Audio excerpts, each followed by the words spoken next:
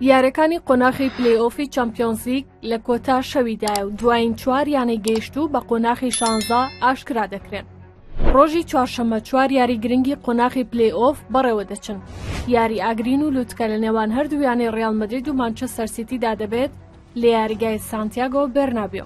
یانی شاهانە لەم یاریەدا تا ڕادەیەک ئەرکی ئاسانترە بۆ گەیشتن بە قۆناغی 16 بەهۆیەوەی لە یاری چووندا کە لە یاریگای ماسیتی ئەنجامدرا بە ئەنجامی 3 گۆڵ بەرامبەر بە 2 گۆڵ بردنەوەی بەدەستهێنا بوو. لەم یاریەدا ڕیاڵ مەدرید بە هەموو بردنەوە و یەکسانبوونێک گەیشتن بە قۆناغی داهاتوو مسۆگەر دەکات. تەنانەت لە ئەگەری شکستهێنان بە گۆڵێک و بردنەوە بە لێدانی یەکلاکەرەوە هەمان ئامانج بەدەستدێنێت. لە بەرامبەردا مانچستەر سیتی ئەرکی قورسە و بە بردنەوە بە جیاوازی 2 گۆڵ گەیشتن بە قۆناغی داهاتوو بەدەستدێنێت لەگەڵ جیاوازی گۆڵێک و بردنەوە بە لێدان یەکلاکەرەوەکان. لە یاریکی تریشدا یانەی پاریس سەن جەرمانی فەڕەنسی لە یاریگای خۆیدا میوانداری یانەی برێستی هاونیشتیمانی دەکات. پاریس لە مێژوودا 43 یاری بەرامبەر برێست ئەنجام داوە. 27 بردنەوەی بەدەستهێناوە و 84 گۆڵی تۆمار کردووە بەرامبەر 4 بردنەوە و 35 گۆڵی برێست.